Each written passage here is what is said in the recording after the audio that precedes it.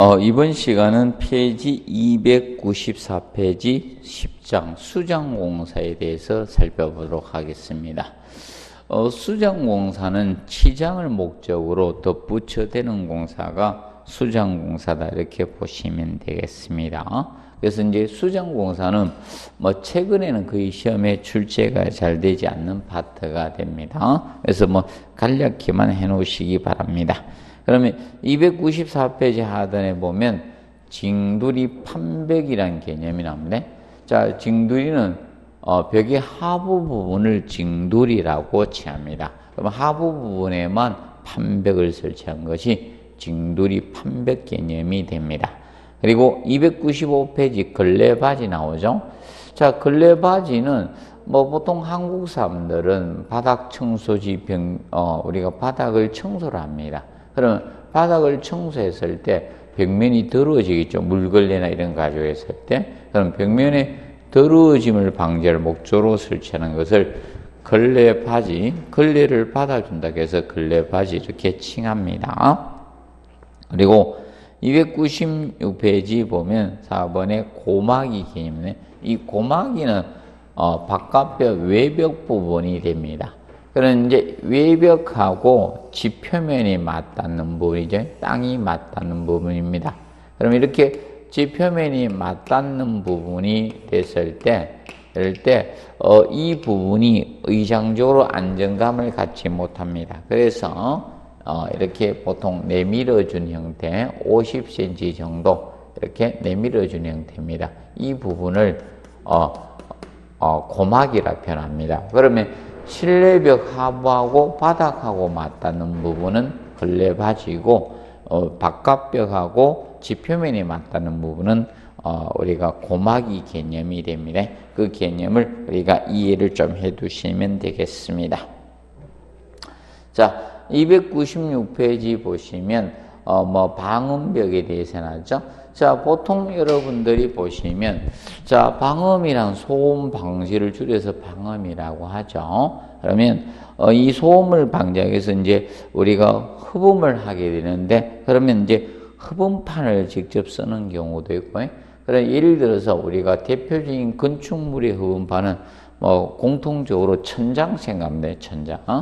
자, 천장에 보면 종류 여러 가지 쓰고 있죠. 석고보드 쓰는 경우도 있고요. 합판 쓰는 경우도 있고, 텍스류, 이런 것이 흡음판의 개념이 된다. 이렇게 보시면 됩니다. 그리고 297페이지 보면 코펜하겐 리버가 나옵니다. 자, 코펜하겐 리버는 코펜하겐 방송국에서 가장 먼저 사용한 시초가 돼서 코펜하겐 리버라고 합니다. 그럼 코펜하겐 방송국에서 음향 효과 목적으로 우리가 사용한 목재입니다. 그래서 297페이지 코펜하겐 리버 나오죠. 이런 그림과 같이 나무를 이렇게 곡선지게 요철지게 만들어서 음을 갖다가 에코 현상, 울림이 생기지 않도록 한 목재가 코펜하겐 리버다 이렇게 보시면 됩니다. 그리고 공동주택의 소음 방지와 관련돼서 이제 이 개념을 간단히 알아두시면 되겠습니다. 먼저 차음의 개념. 보통 방음에는 차음의 개념이 있고 흡음 개념, 이 두 가지 개념이 있습니다. 자, 그러면 소리 에너지가 투과되는 것을 방지하는 것이 차음입니다. 그러면 흡음은 소리를 이제 반사가 이루어지면 안 되겠죠. 그래서 흡수 소멸시키는 게 흡음입니다. 그럼 여러분들이 반사가 이루어지면 에코 현상, 울림 현상이 생기기 때문에 음의 간접 현상이 많이 생길 수 있죠. 그래서 소리 에너지를 흡수 소멸시키는 건 흡음이고, 소리 에너지가 다른 공간으로 투과되는 걸 방지하는, 차단하는 것이 차음의 개념이 됩니다. 그러면 보통 그래서 이 차음 재료하고 흡음 재료는 둘이 반비례 관계에 성립돼. 보통 차음성이 좋으면 흡음률은 떨어진다 이렇게 보시면 됩니다. 그러면 차음은 이 구조체들은 차음이 돼야 됩니다. 그래서 벽이나 바닥판과 같은 이 구조체는 차음을 해야 돼요. 구조체는. 그래서 이런 벽이라든지 이런 바닥판 같은 것은 처음이 돼 주셔야 됩니다. 그러면 허범은 보통 실내 마감 재료들이 허범이 돼 줘야 되네. 실내 마감 재료. 마감 재료가 허범이 되어 주시면 됩니다. 그래서 차음 재료는 비중이 크고 무거운 거, 밀실한 것이 차음을 잘 냅니다. 그래서 여러분들이 이 동굴 같은 데는 차음은 잘 되죠. 근데 허범이 안 되니까 소리가 울리잖아요. 그러면 그래서 터널 같은 데 이런 데 있죠. 그래서 이 차음 재료는 그래서 이런 콘크리트 비중이 커야 돼요. 무거워야 돼요. 이런 콘크리트나 이런 벽돌 같은 거, 뭐 돌도 있고, 뭐 유리 뭐 등등 많겠죠. 이런 것들이 차음 재료다 이렇게 보시면 됩니다. 허범은 이제 놔주는 거죠. 이제 실내 마감 재료로 쓰는 겁니다. 그러면 석고판 같은 거 있죠. 뭐 안에 합판 종류 이런 거 다 되는 거에 등등등 많습니다. 굉장히 이런 것들이 허범 재료다 이렇게 보시면 돼요. 보통 무거운 것들은 차음 재료로 좋습니다. 그렇게 기본적으로 간단히 이해해 두시면 되겠습니다. 기준 알아두시고요. 그 다음에 단열에 대해서 302페이지 보면 단열 나옵니다. 뭐 최근에 뭐 시험에 안 나오고 있죠. 단열은 단열은 뭐 초창기 시험에 많이 나왔던 겁니다. 연료의 이동을 차단하는 것이 바로 단열이죠. 단열 개념이 되는 것이고요. 그 다음에 이제 페이지 뭐 313페이지 보시면 반자가 나옵니다. 천장을 가려된 구조를 우리가 반자라고 칭합니다. 천장을 가려된 구조를 반자 이렇게 칭합니다. 그래서 페이지 314페이지 반자의 종류가 나오는데, 이 재료에서 이제 해반죽을 사용하면 해반죽 반자가 될 거고, 바른 것이고, 그런데 315페이지 늘 반자가 나오죠. 뭐, 과거에 합판이 있기 전에 늘 가지고 우리가 반자를 만들었습니다. 천장을 가려된 구조. 여러분들이 보통 천장이라고 하는 것이 반자입니다. 그러면 치바지 반자, 치바지 늘 반자라고 하죠. 그림 보시면 315페이지 하단에 그리고 늘을 밑에서 치받았다는 겁니다. 그래서 치바지 늘 반자고, 그 다음에 살대 반자는 그러면 치바지 늘 반자, 치바지 반자에다가 여기에다가 살대를 대어주면 살대 반자가 되는 겁니다. 그럼 뭐 보통 살대라는 것은 살대는 반자 늘의 처짐을 방지 목적으로 되어주는 겁니다. 반자 늘의 처짐 방지 목적으로 되어주는 것이 바로 살대 반자가 살대가 됩니다. 그러면 살대를 되어주면 살대 반자가 되는 겁니다. 그런데 우물 반자 있죠? 반자 틀을 격자 모양으로 짠 거예요. 우물정자 형태로. 그래서 반자 틀을 가로 세로 다 보낸 거죠. X, Y축으로. 그것을 우물 반자 이렇게 칭하게 됩니다. 그리고 구성 반자는 이렇게 반자의 높이를 층을 둔 거죠. 이런 식으로 단을 둔 거예요. 반자 높이를 단을 둔 겁니다. 그럼 건물을 이렇게 만들 때 이렇게 층을 둔 겁니다. 그래서 이런 식으로 해서 반자 높이를 다르게 한 겁니다. 여기 반자 높이하고 여기 반자 높이를 다르게 해서 이게 구성 반자입니다. 그럼 구성 반자는 조명을 여기에 설치해서 이렇게 반사시켜서 이렇게 조명할 수 있죠. 이런 것이 구성 반자라고 합니다. 그래서 간접 조명도 할 수 있고, 그 다음에 높낮이를 다르게 하는 것을 우리가 구성 반자 이렇게 칭합니다. 기본적으로 좀 정리해 놓으시고요. 그 다음에 페이지 321페이지 보면 도장 및 기타 공사적인 측면을 보도록 합니다. 그래서 도장 및 기타 공사.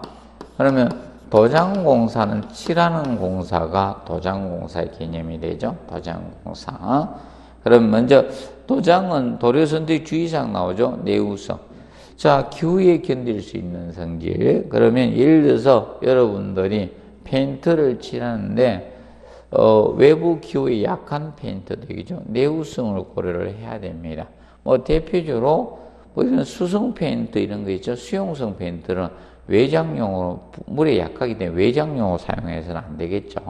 뭐 대표적으로 뭐 바니쉬 이런 것들은 옥외용으로 부적합하죠. 그래서 내구성이 떨어진 것은 옥외용으로 사용하지 말아야 합니다. 그리고 바탕재료의 성질 고려는 이겁니다. 자, 우리가 뭐 화장품도 체질에 따라서 화장품 종류가 달라듯이 보통 이겁니다. 바탕에 따라서 뭐 콘크리트나 모르타는 알칼리성이죠. 이런 알칼리스 바탕에 사용하는 도장 재료하고 그 다음에 나무 바탕에서는 뭐 이런 데 달라져야 된다는 겁니다. 그래서 바탕 재료 성질을 고려해서 사용하라 이겁니다. 그러면 대표로 콘크리트나 모르타르가 알칼리성 바탕입니다. 콘크리트, 이 모르타르 이런 것들이 알칼리성이죠. 그래서 이것이 알칼리성 바탕이 됩니다. 그러면 이 알칼리성 바탕에는 일반적으로 이런 유성 페인트 칠은 해서는 안 됩니다. 그러면 이 수성 페인트 칠은 가능하죠. 수성 페인트 칠은 됩니다. 그런데 유성 페인트는 알칼리성 바탕에 칠할 수가 없는 겁니다. 색깔 변색이 되기 때문에 부적합하다는 겁니다.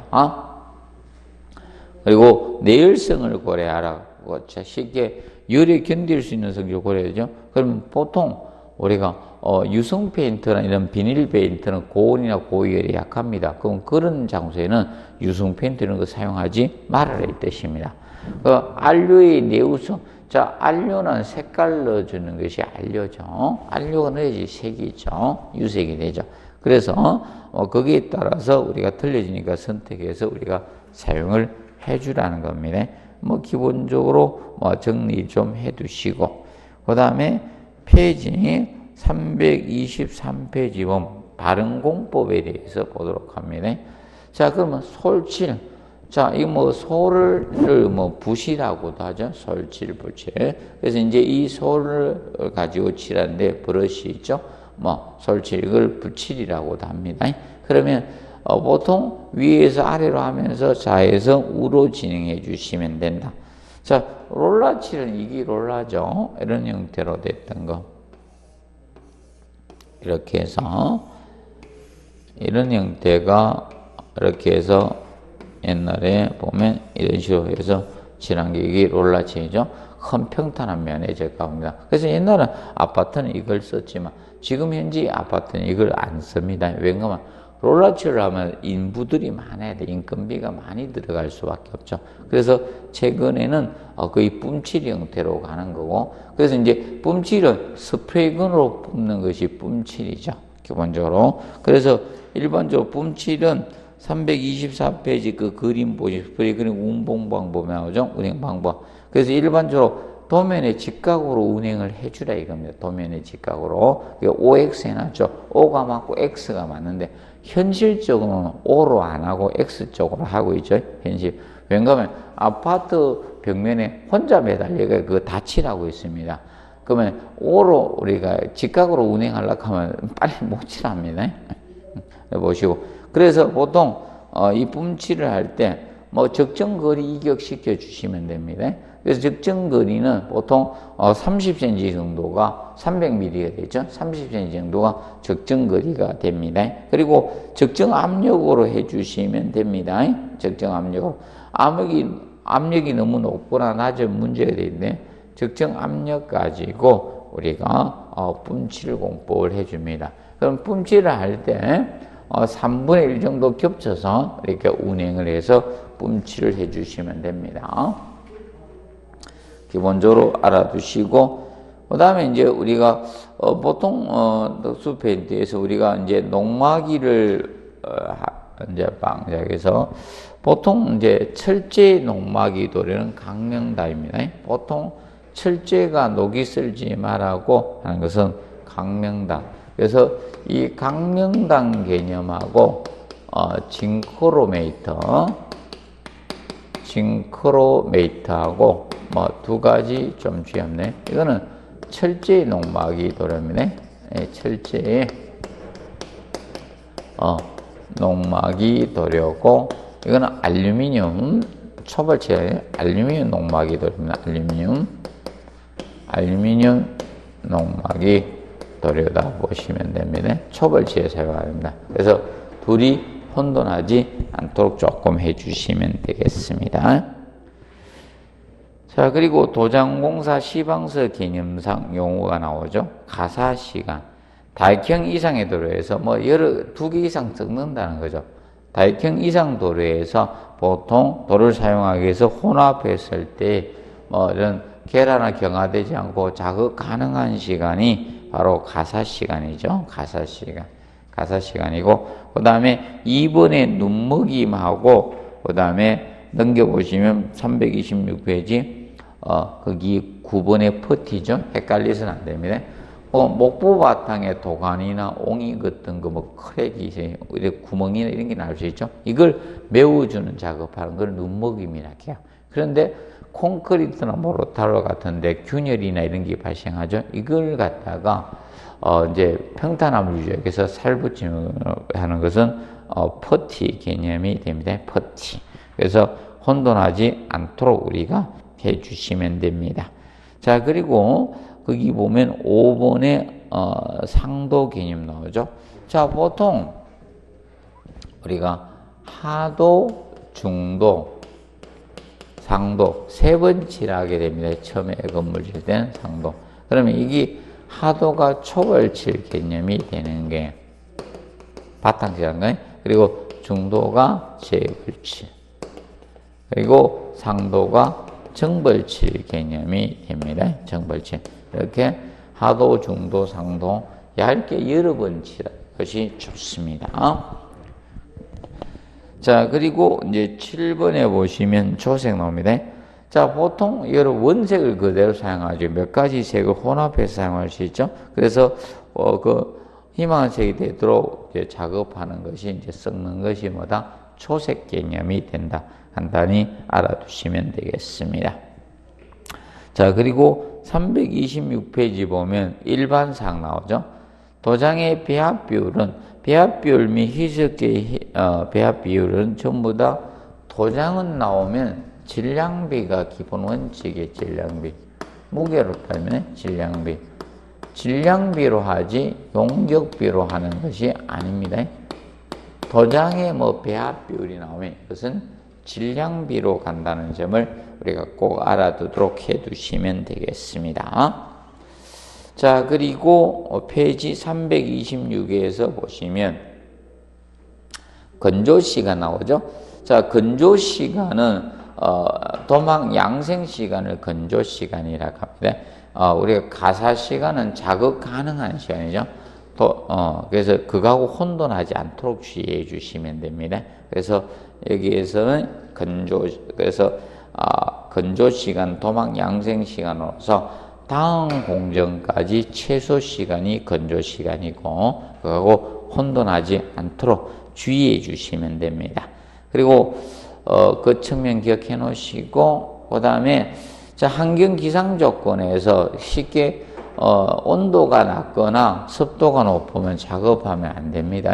그래서 좋은 기준이 5도씨죠. 5도씨 미만일 때 작업을 해서는 안 된다. 그리고 다섯 기준은 습도가 85% 초과합니다. 이게 다섯 기준이에요. 그건 저온이나 다섯씨는 도장 작업을 하지 않는 것을 기본으로 잡고 있다는 점을 우리가 알아두시면 되겠습니다. 그래서 기본적 정리를 해 놓으시기 바랍니다. 자, 그리고 넘겨서 페이지 337페이지 건축 적산 파트 보도록 하겠습니다. 건축 적산. 자, 건축 적산은 보통 두 문제 정도 나옵니다. 그래서 계산 문제 한 문제 기본 배분되고, 그리고 우리가 이론 문제 한 문제 이렇게 보시면 됩니다. 자, 그러면 적산은 먼저 적산과 견적의 개념을 구분을 해 놓으십시오. 적산하고 견적.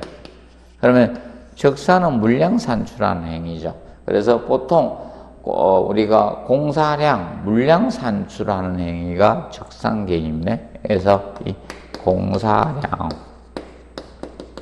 물량이죠. 그래서 공사량을 물량을 산출하는 기술 행위를 우리가 적산이라고 하고, 그러면 적산이 먼저 이루어지고 나서 그 공사량 물량에다가 단가를 곱해서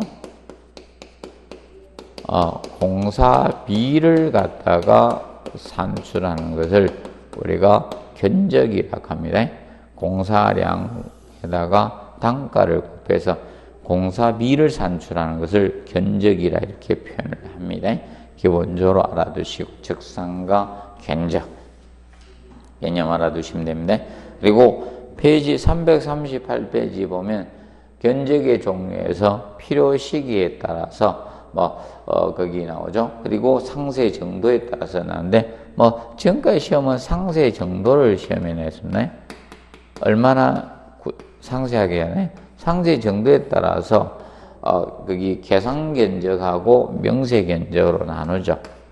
계산 견적하고 명세 견적으로 나누고 있습니다. 명세 견적. 그러면 계산 견적은 계략적으로 산출하는 견적입니다. 공사비를 계략적으로 산출하는 것이 계산 견적이고, 명세 견적은 정밀 견적이라고 합니다. 아주 구체적이고 상세하게 한 거죠. 이걸 상세 견적 또는 입찰 견적 이렇게 속하네. 입찰 견적도 명세 견적에 속하는 겁니다. 그래서 구체적이고 상세하게 뽑는 거죠. 그럼 보통 설계 도서나 이런 게 완비됐을 때 뽑는 게 명세 견적이고, 설계 도서가 미완비 상태에서 대략 공사비 어느 정도 갈 것이냐, 그것이 계산 견적. 그러면 정확도가 명세 견적이 정확도가 좋은 견적이다 이렇게 보시면 됩니다. 그리고 공사비 구성에 대해서 앞전에 시험에 이제 거의 출제가 되었죠. 그러면 보통 우리가 알아두실 것이 올해는 다시 출제하기는 힘들고, 그래서 일단은 공사 비목을 보시면 밑에 6번에 공사 비목 나오죠. 일단 재료비가 있습니다. 재료비.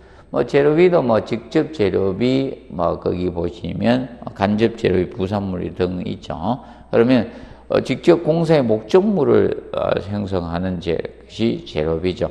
그래서 이제 여러분이 예를 들어서 내가 집을 짓는데 기둥을 철근 콘크리트로 만들었다. 그럼 철근하고 콘크리트 이런 물량들이 바로 직접 재료비가 되죠. 근데 간접 재료비는 실제 형성은 하지 않습니다. 공사의 목적 실제 형성하는 보조적으로 사용되는 것이 바로 저거죠. 간접 재료비가 됩니다. 그리고 농업비도 직접 농업비하고 간접 농업비가 있습니다. 그러면 직접 농업비는 이것이 직접 농업비가 되죠. 공사 현장에서 작업하는 사람들이죠. 예를 들어서 철공공이도 맞죠? 조적공, 미장공, 타일공이 좀 목수 이 사람들 취급하는 것이 직접 농업입니다. 그러면 간접 농업인은 직접 작업에 종사는 하지 않습니다. 그러면 현장 사무소 직원이라든지 현장 감독들 이분들 급료 지급하는 것이 간접 농업이 개념이 됩니다. 그리고 그 다음에 이제 외주비 나오죠. 그리고 경비 이렇게 있습니다. 그러면 특히 경비는 일반적으로 이거죠. 우리가 경비 개념은 바로 이것이 경비 개념이 됩니다. 우리가 일반적으로 경비는 두 가지 측면으로 다룰 수 있고, 그런데 현장에서 공사할 때 전기도 필요하죠. 전력비도 필요할 거고, 뭐를 운반해야 운반비도 필요할 거고, 이제 산재 사고가 생길 수 있죠. 공사적인 위험한 사고가 생길 수 있으니까 우리가 보험료도 넣어야 되겠죠. 이런 것들이 바로 경비 개념이 된 겁니다. 그러면 어떤 기계를 빌렸으면 기계 경비가 있을 수 있고, 그 다음에 특허 쓰면 특허를 내야겠다. 이런 것이 경비에 속하는 겁니다. 그리고 일반 관리비는 기업의 유지를 위해서 관리활동 부분에서 생기는 재비용이죠. 그래서 보통 공사 원가에다 일정 비율을 곱해서 계산하는 것이 바로 일반 관리비죠. 그래서 일반 관리비는 일반적으로 저거라고 생각하면 되죠. 본사 직원이라든지 임원들, 이 사람들 급료도 지급돼야 되죠. 이런 것이 일반 관리비에 속한다. 이렇게 보시면 됩니다. 자, 그리고 정미량하고 소유량이 납니다. 정미량은 설계 도서에 의거해서 정확히 물량을 뽑은 것이 정미량이 됩니다. 그러면 이거는 할증 고려하지 않습니다.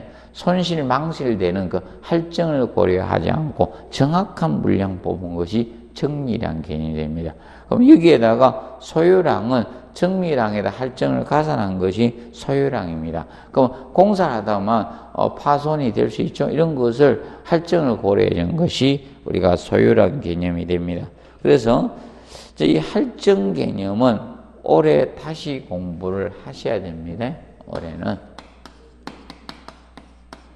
그래서 할증률은 올해 매우 중요하니까 암기를 요합니다. 암기. 그래서 제가 암기를 요한다 할 때 항상 시험이 나왔었습니다. 그래서 이 할증률을 정확히 알아두면 된다. 그럼 보통 이거죠. 우리가 공사를 하면 뭐 망신이나 손실이 될 수 있죠. 이것을 고려해 준 율이 할증률입니다. 그래서 뭐 1%짜리는 대표적 유리가 있죠. 2%짜리는 도료를 보시면 되고, 그리고 3%하고 5%는 상호 비교해서 항상 공부를 해 두셔야 됩니다.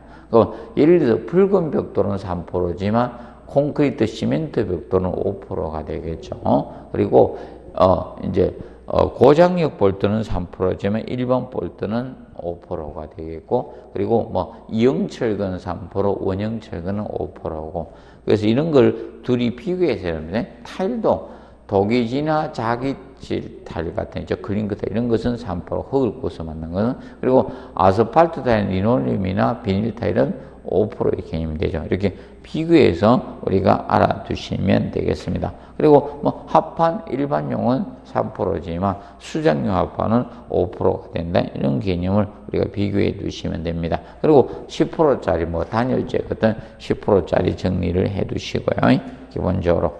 그래서 일단은 기본 베이스는 그렇게 해 두시고, 그래서 나중에 인문단계에서는 그 정도는 해 두십시오. 3%, 5%, 10%는 좀 구분해 두자. 그 측면을 우리가 정리해 두시기 바랍니다.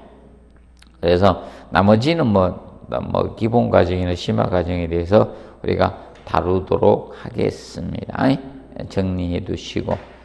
그리고 그래서 곧 이제 할증률은 꼭 해 두셔야 될 파트입니다. 앞으로 올해 시험은 꼭 출제가 될 수 있기 때문에 여러분들이 정확한 학습이 필요한 데가 할증률입니다. 그래서 할증률은 꼭 암기하자를 올해는 정리를 해 두시기 바랍니다.